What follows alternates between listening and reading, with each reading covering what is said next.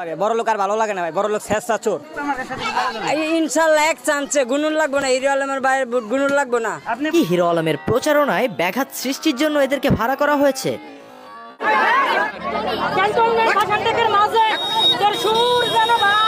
আপনি কেন মনে করেন না সে এমপি হিসাবে পারে? না তার একটা গ্রহণযোগ্য দরকার আছে। একটা আপনি নিজের থেকে আপনার চেহারা, আপনি যে সাংবাদিক করতেছেন আপনার চেহারাটা কেমন, আর এই যে বর্তমান কি আপনি চেহারা দিয়ে বিবেচনা? না 100 কর্মগুণে তো পার্সেন্ট। আসসালামু আলাইকুম সুপ্রিয় দর্শক বন্ধুরা, হিরো আলমের উপর যে নাটক সৃষ্টি করেছে আওয়ামী লীগের প্রার্থী এম এ আরাফাত, সেই নাটকে কি টিকে থাকতে পারবেন হিরো আলম? দর্শক বন্ধুরা, ঢাকা 17 আসনে নির্বাচনে অংশগ্রহণ করার জন্য নানা বাধা অতিক্রম করে নির্বাচনে অংশগ্রহণ করেছেন হিরো আলম।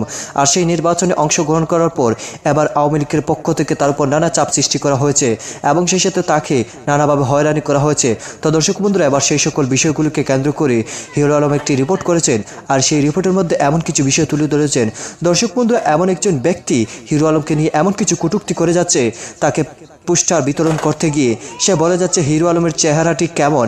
আসলে আমার জানতে ইচ্ছে করে সেই বৃদ্ধ চাচাটির আসলে চেহারাটি কেমন। মনে হচ্ছে উনি এখন পর্যন্ত তার চেহারাটি আয়নায় দেখেনি। তো দর্শক বন্ধুরা, সেই সকল বিষয়গুলোকে কেন্দ্র করে অত্যন্ত চমৎকার কিছু প্রতিবেদন তুলে ধরেছে এবং সেই সাথে হিরো আলমের পক্ষেও কিছু কথাবার্তা বলে যাচ্ছেন কয়েকজন মানুষেরা। সেই সকল বিষয়গুলো আপনাদের মাঝে তুলে ধরেছি। তো দর্শক বন্ধুরা, চলুন আমরা প্রথমে সেই রিপোর্টগুলো দেখে নেই। অবশ্যই ধৈর্য সহকারে পুরো ভিডিওটি দেখবেন, তাহলে এই সকল বিষয়গুলো পরিপূর্ণ বুঝতে পারবেন। আপনারা ভিডিওতে যে মহিলাটিকে দেখছেন, তিনি বারবার বাঁচাও বাঁচাও বলে চেঁচাচ্ছিলেন। তবে হিরো আলমের লোক বা হিরো আলম নিজেও তাকে একবারও স্পর্শ করেননি। তবে তিনি কেন বারবার এভাবে চেঁচাচ্ছিলেন? তবে কি হিরো আলমের প্রচারণায় ব্যাঘাত সৃষ্টির জন্য এদেরকে ভাড়া করা হয়েছে?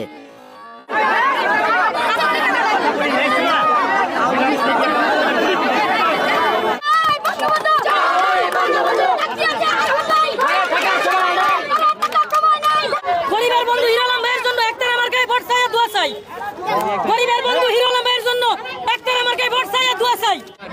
ক্যান্টনমেন্ট ভাষাটাকের মাঝে তোর সুর যেন এখানে কাজ করেছে কে জানো? এখানে কাউন্সিলর কাজ করেছে। তোর হিরো আলমের চেহারা কি আর এমপি দাঁড়াইছে? এইখানে 2009 মানে আমাদের কাউন্সিলর মোহাম্মদ নাসির সাহেব, এই 9 সাল মানে দুইবার, একবার হলো স্বতন্ত্র কাউন্সিলর, একবার হলো দলীয় কাউন্সিলর। বর্তমান যে আমাদের যে প্রেক্ষাপট, এই বিএনপি সরকার যখন এই বস্তিতে, আমরা বস্তির লোক শান্তি চাই, গরিব মানুষ শান্তি চায়, এই প্রেক্ষাপটে কয়েকবার বিএনপির লোকেরা ভাঙছে।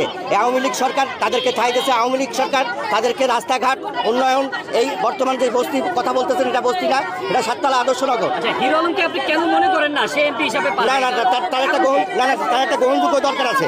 একটা আপনি নিজের থেকে আপনার চেহারা, আপনি যে সাংবাদিক করতেছেন আপনার চেহারাটা কেমন, আর এই যে বর্তমান কি আপনি চেহারা দিয়ে বিবেচনা? না 100 কর্মগুণে তো পার্সেন্টাল হলো আলাদা।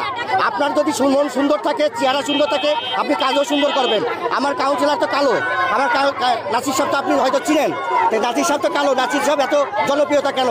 এই সাততলার মাটি, আমি ওয়াদা বলতেছি, আমি যে কথা বলতেছি, আমরা যেটুকু মানুষরে তাদেরকে যে মূল্যায়ন করেছি, আমরা এখানে সবচেয়ে 20,000 ভোট, আমরা খালি শুধু আইপিএস আর প্যারামেডিক্যালে 20,000 ভোট, একটা ভোট অন্য জায়গায় যাবে না। এখানে বিএনপি লোকেরা ভোট দেবে, জাতীয় লোকের পার্টিরা ভোট দেবে, খালি শুধু আমি আপনাদের যে কথা বলতেছি, বিএনপির লোকেদের এখানে অনেক ঘরবাড়ি আছে, খালি শুধু নাসির সাহেবের চেহারাতে, হ্যাঁ চেহারা নাসির সাহেবরা দেবে।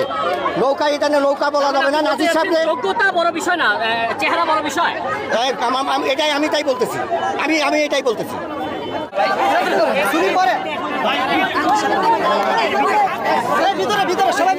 ভিতরে গেট খোলে নাকি?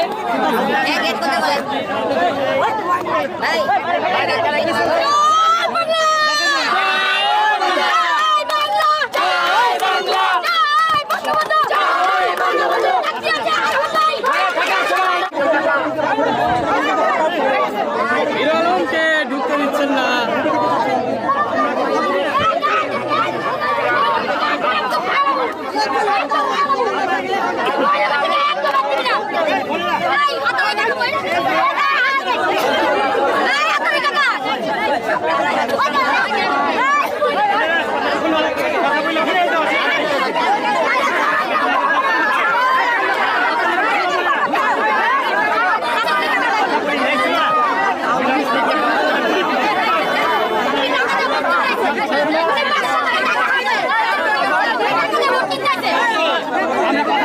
বড় লোক আর ভালো লাগে না ভাই, বড় লোক শেষা চোর।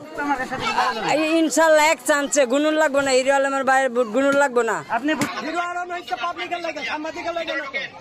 সব সাংবাদিকের আটকে রাখে হিরো আলমের। আল্লাহর রহমতে এক চান্সে পাস করবে বিপুল ভোটে। হিরো আলম খুব ভালো লোক, আল্লাহর রহমতে ব্যবহার চরিত্র ভালো সব দিক দিয়ে। ও মানুষের দোয়া আছে, মানুষের হিরো দোয়া আছে। আলমের পক্ষে মানুষের দোয়া আছে, মানুষের হিরো দোয়া আলম আছে। এমনিও পাস করবে, তাও ভালো। সবার সাথে মানুষের জনপ্রিয়তা তাও ভালো, সে এক চান্সে পাস করবো। হিরো আলম কার কিছু নাই, হিরো আলমের ভাই পিন্দাটাই বিশাল কিছু, কোটি কোটি টাকার মালিক সে, আর পিন্দাটাই। হিরো আলম ভাই এক চান্সে পাস করবো, দোয়া করুন যে ইনশাল্লাহ এক চান্সে গুনুন লাগবো না, হিরো আলমের বাইরে গুনুন লাগবো না। আপনি ভোট দিবেন? অবশ্যই। কেন দিবেন? হিরো আলম বাইরে দিমু, কেন ভালো লোক এবং সে আমাদের পছন্দের লোক। পুলিশ আপনি পুলিশ চাইতেছেন, আমরা পুলিশ দিলে চাকর লাগবে না, তারা তো দলীয় তারা তো দলীয় হারা চাইবো না, আমার লাগবো, আমাদের নিরাপত্তা না, আমার নিরাপত্তা কে দিব? নিরাপত্তা পুলিশ কমিশনার দিয়ে দিয়েছে। পুলিশ কমিশনে হারে নিরাপত্তা দিলে মানে থাকতে পারবো। আর পুলিশ তাহলে এই সাতটা লাগি হয় অপরাধ, এই অপরাধ কেন হইলো? ওইটা তো হঠাৎ আপনার উপরে আমি আক্রমণ করছি। আপনার সে তো একজন নির্বাচিত, সে তো একজন মেয়র এমপি পদে হারাইছে, যতই ছোট হোক সে একজন নির্বাচন কমিশনার কিন্তু তারে কাট দিয়েছে বা দিয়েছে, তাই না? মারা এটা আমিও বলবো না, কেউই বলবে না। স্বাধীনতার ভিতরে আমরা স্বাধীন রাষ্ট্রে বসবাস করতেছি, মানে যারা দলে আছে এরা স্বাধীনে আছে, আমরা কোনো স্বাধীনে নাই। অনেক ভালো লাগছে, হিরো আলম ভাইকে ভোট দিব আমরা জিতার জন্য। উনি তারপরে ভালো আছে, হ্যাঁ ইনশাল্লাহ হবে, ইনশাল্লাহ হবে। খুবই ভালো লাগছে, খুব ভালো মনের মানুষ আছে। করলাম সে একটু ভালো মনের মানুষ, তার জন্য জি অনেকের ইচ্ছে ছিল তার সাথে দেখা করার, গোলাগুলি করার। সে পপুলার একজন নায়ক মানুষ তো বাংলাদেশে, তার জন্য চিন্তা থাকে। ইনশাল্লাহ দোয়া রইল সবার। হ্যাঁ, উনি সবসময় গরিব দুঃখীর পাশে থাকে, আমরা চাই উনি জয়ী হোক। উনি জয়ী হইলে হয়তো আমরা অনেক সুযোগ সুবিধা পাবো। কিছু অপূর্ণতা নিয়ে বেঁচে থাকতে হবে, সবার শিক্ষাগত যোগ্যতার ঊর্ধ্বেও মানুষ থাকে, ঠিক আছে? শিক্ষায় যে আপনার সব কিছু দেবে সেটা বড় কথা না, শিক্ষা না থাকলেও ওনার ভোট দেন সবাই, উনি পারবে, এগিয়ে নিতে পারবে। হিরো আলম ভালো লাগে ভাই, হিরো আলম ভাইকে আমার ভালো লাগে, আর উনি গরিব তার জন্য অনেক ভালো লাগে। বড় লোক আর ভালো লাগে না ভাই, বড় লোক শেষা চোর। ভাই যা আছে উনি যা পাইবো তার না যদি উঠতে পারে, ওনা থেকে যদি মনে চায় যে গরিবকে বিলাইতে, তাহলে বিলাইলো, আর না মনে চাইলে ওনারটা ওনার কাছে রেখে দেব, সমস্যা নাই। এতে আমরা ওনার থেকে আমরা নেওয়ার কোনো আশা করি না ভাই। আমরা চাই ভাই আরো হোক, আরো বড় হোক। আমরা চাই ওনার পিছে আমরা আগে পিছে আসি এবং থাকবো, মরার আগ পর্যন্ত থাকবো ইনশাল্লাহ। যোগ্য প্রার্থী সে তো সাহস করে দাঁড়াইছে, যোগ্য প্রার্থী হিসেবে তো দর্শক বন্ধুরা, আপনারা হয়তো এই পুরো ভিডিওটি দেখে এবং এই সকল কথাগুলো শুনে অবশ্যই বুঝতে পেরেছেন হিরো আলমকে নিয়ে কীভাবে নাটক সৃষ্টি করা হয়েছে এবং সেই সাথে তার উপর নানা আঘাত সৃষ্টি করা হয়েছিল। গত কয়েকদিন আগে তার উপর বস্তি এলাকায় হামলা করেছিল কিছু মহিলারা, আর সেই হামলাকে কেন্দ্র করে তিনি অনেক আতঙ্কে রয়েছেন এবং সেই সাথে তার নির্বাচনকে দামাচাপা দেওয়ার জন্য যথেষ্ট চেষ্টা করে যাচ্ছে আওয়ামী লীগ। তো দর্শক বন্ধুরা, এবং সেই সাথে এম এ আরাফাতের কথাবার্তায় বোঝা যাচ্ছে এম এ আরাফাত যেন নির্বাচনের আগেই জয় করে ফেলেছেন। তো দর্শক বন্ধুরা, এবং সেই সাথে আপনারা পুরো ভিডিওটি দেখে এবং সেই বৃদ্ধ চাচাটির কথাগুলো শুনে আপনাদের কাছে কেমন লেগেছে, আসলে ওই বৃদ্ধ চাচাটিকে আপনারা কি বলবেন কমেন্ট বক্সে জানিয়ে দিবেন। তো দর্শক বন্ধুরা, এবং সেই সাথে পুরো ভিডিওটি দেখে আপনাদের কাছে কি মনে হচ্ছে, তাহলে কি এই নাটকে টিকে রাখতে পারবেন হিরো আলম?